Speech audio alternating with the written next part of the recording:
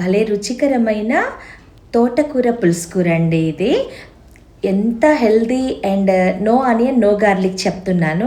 మంచి తోటకూర దొరికినప్పుడు ఇలా చేసుకుంటే చాలా బాగుంటుందన్నమాట. ఇది చపాతీల్లోకి, పూరీల్లోకి, అన్నంలోకి, బాక్స్లోకి చాలా బాగుంటుంది. మార్నింగ్ టు ఈవినింగ్ అలాగే ఉంటుందన్నమాట. దీనికి తోటకూర, పెసరపప్పు, ఒక ఆలుగడ్డ, ఒక టొమాటో అండ్ ఒక మిర్చి తీసుకున్నానంతే. అండ్ పోపు దినుసులు, కొంచెం చింతపండు నానబెట్టుకోవాలి. ప్లస్ మెంతి పొడి, ఒక హాఫ్ స్పూన్ మెంతి పొడి అంతే. ముందుగా తోటకూర అంతా శుభ్రంగా కడుక్కుని చిన్న చిన్నగా తరుక్కుని, తర్వాత ఇదంతా ఉడికిపోతుంది కాబట్టి ఆకుకూర ఎప్పుడు సన్నగా తరగకూడదు కదండి, ఇలా తరుక్కుంటే సరిపోతుంది. ఇదంతా తరుగుకున్న ఆకుకూరంతా ఒక ప్లేట్లోకి తీసేసుకుని, ఈ ఆలు, ఇది కరెక్ట్ ప్రాపర్ షేప్ ఏం అవసరం లేదండి, జస్ట్ ముక్కలు చేసుకుంటే సరిపోతుంది. స్టిక్కీనెస్ ఉంటుంది కదా ఆలు, సో ఉడికిన తర్వాత బాగుంటుంది అనమాట. ఒక పచ్చిమిర్చి తీసుకున్నాను అండ్ ఒక పండు టమాటో అనమాట. ఈ 3 వేస్తున్నాను నేను ఇప్పుడు ఇందులో. ఇలా తరుక్కుని అట్టి పెట్టేసుకుని ఇవన్నీ ఒక ప్లేట్లో తీసుకుని, ఇది పెసరపప్పుతో చేస్తున్నాను కాబట్టి విపరీతమైన పోషక విలువలు ఉంటాయి. పిల్లలకి కమ్మగా, ఆరోగ్యంగా, ఎంతో రుచిగా ఉంటుందన్నమాట ఈ పులుసు కూర. ఇలా తీసుకుని నేను ఇప్పుడు పెసరపప్పు 2 గుప్పిళ్ళు తీసుకుంటున్నానండి. 2 గుప్పిళ్ళు పెసరపప్పు తీసుకొని దీన్ని 2 సార్లు నీటితో శుభ్రంగా కడిగి, ఆ తర్వాత మంచినీళ్ళు పోసుకుని అట్టి పెట్టుకోవాలి. ముందు కూర వేసి తర్వాత నీళ్లు సరిపడినంత పోసుకోవాలన్నమాట. ఇలా కడిగేసుకుని మీరు ప్లేట్లోని ఉంచుకున్న ఈ తోటకూర ఆలు, టొమాటో అండ్ మిర్చి దానిపైన వేసేసుకోండి. వీటికి సరిపడినంత తర్వాత మంచినీళ్ళు అనమాట పోసేసుకుని అప్పుడు కుక్కర్ పెట్టుకోవాలి. ఇలా పైనంతా పరిచేసుకుని సరిపడినంత నీళ్లు పోసుకోవాలన్నమాట. నేను మీడియం గ్లాసు సైజ్ తోటి నేను దీంట్లోకి ఒక 3 గ్లాసెస్ నీళ్లు పోస్తున్నాను. ఇది వేడిగా ఉన్నప్పుడు కొంచెం లిక్విడ్గా అనిపిస్తుందండి, చల్లారిన తర్వాత కరెక్ట్గా సరిపోతుంది కన్సిస్టెన్సీ. సో అందుకని దీంతో 3 గ్లాసుల నీళ్లు పోసేసి కుక్కర్ పెట్టుకొని 3 విజిల్స్ వచ్చే వరకు ఉడికించుకోవాలి. ఇలా పెట్టుకుంటే సరిపోతుంది. ఆకుకూర ప్రతిరోజు అన్నంలో భాగంగా తీసుకుంటే చాలా వరకు హెల్త్ ఇష్యూస్ మనకి రావు, చాలా కూడా మంచిదన్నమాట. కుక్కర్ విజిల్స్ వచ్చే లోపల కొంచెం చింతపండు కడిగేసి నానబెట్టుకుంటే సరిపోతుంది. నేను ఈ క్వాంటిటీకి ఇంత కొంచెం చింతపండు తీసుకుని కడిగేసి కొంచెం నీళ్లు పోసి నానబెట్టుకున్నాను. మళ్ళీ కుక్కర్ చల్లారే లోపల దానికి సరిపడినట్టుగా పోపు దినుసులు కూడా పోపు కూడా రెడీ పెట్టుకోవచ్చు అనమాట. ఈ 3 విజిల్స్ ఇప్పుడు వచ్చాయి కదండి. ఇది చల్లారే లోపల చిన్న మూకుడు పెట్టుకొని పోపుకి సరిపడా కొంచెం నూనె వేసుకుని దాంట్లోకి ఇది నాకు చాలా చిన్న స్పూన్ అండి, అందుకని దీంతోనే వేస్తున్నాను.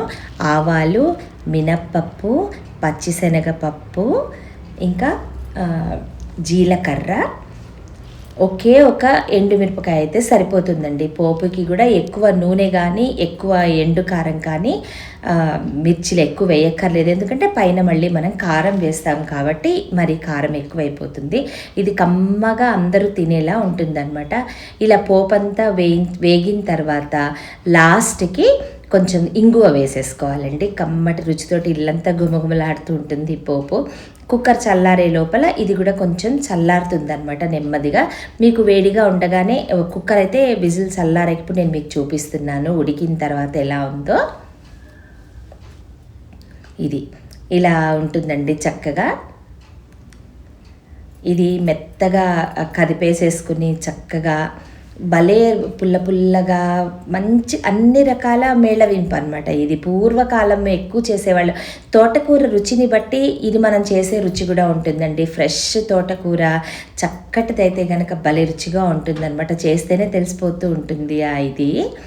ఇదంతా చేసుకుని మీరు చింతపండు నానబెట్టుకున్నారు కదండి, ఆ పులుసు కూడా వేసేసేయండి.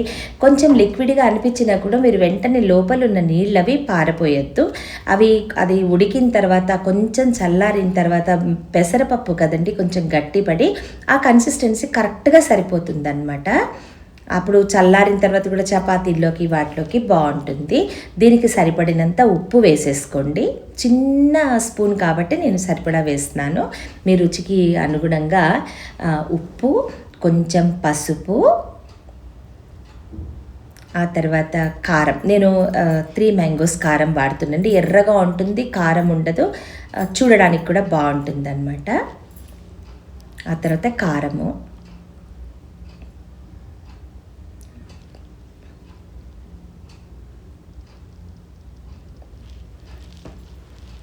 తర్వాత ఎనిమిది మెంతులు వేయించుకుని చేసుకున్న పొడండి.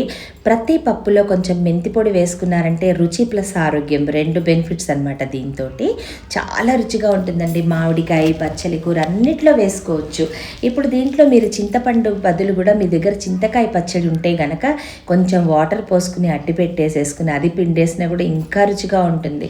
బచ్చలి కూర చింతకాయ, తోటకూర చింతకాయ, అది కూడా బాగుంటుంది అనమాట. పోపు ఇందాక వేసుకున్నాం కదండి, ఆ పోపు అంతా కూడా పైన వేసేసుకుంటే బాగుంటుంది అనమాట. పోపు కూడా వేసేసుకుని ఇప్పుడు ఇది ఒక 5 to 6 minutes మీడియంలో కాసేపు చక్కగా ఉడకనివ్వాలండి. అంతా కలిసిపోయి చక్కగా దగ్గర పడి బాగుంటుంది అనమాట. అప్పుడు రాత్రిపూట కూడా వేడి చపాతీల్లో కూడా ఎంత కూరైనా తినచ్చండి. ఆకుకూర ఎక్కువ, పప్పు తక్కువ వేసుకుంటే కనుక ఎక్కువ బలం వెళ్తుంది. పప్పు ఎక్కువ ఉంటే మళ్ళీ అది వేరే తక్కువ అవుతుంది. అందుకే దీన్ని పులుసు కూర అంటారనమాట. కొంచెం ఎక్కువ ఆకుకూర ఉంటుంది కాబట్టి. ఇలా అయిపోయాక దీన్ని కొంచెం మళ్ళీ ఉడికించుకున్నామంటే కరెక్ట్గా సరిపోతుంది అనమాట. ఈ చక్కగా ఉడికి బాగుంటుంది. ఇది పొద్దున్నే చేసేసుకున్నారంటే అన్నంలో కానీ, బాక్సుల్లోకి, సాయంత్రం చపాతీలలోకి అన్నిటికీ ఆధరవండి. ఇది వేడివేడి అన్నంలో కొంచెం నెయ్యి వేసి చంటి పిల్లలకు కూడా పెట్టేసేయచ్చు. ఇది ఇలా అయిపోయిందండి. అంతే, చూసారా, వేడిగా వడ్డించుకుంటే చపాతీల్లోకి ఇలా బౌల్స్లో బాగుంటుంది. ఎక్కువ ఏదైనా రుచిగా వేడిగా తినగలిగితే బాగుంటుంది, కానీ కుదరనప్పుడు ఇది ఈవినింగ్ వరకు కూడా అలానే ఉంటుంది. చల్లారే కూడా దీని రుచి, అసలు రుచి అప్పుడు కూడా తెలుస్తుంది అనమాట. సో ఇలా అయిందండి. మీరు కూడా తయారు చేసుకుని ఎలా కుదిరిందో నాకు చెప్పండి.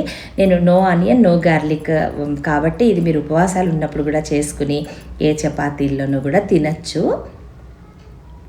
ఇలా అయిపోయింది.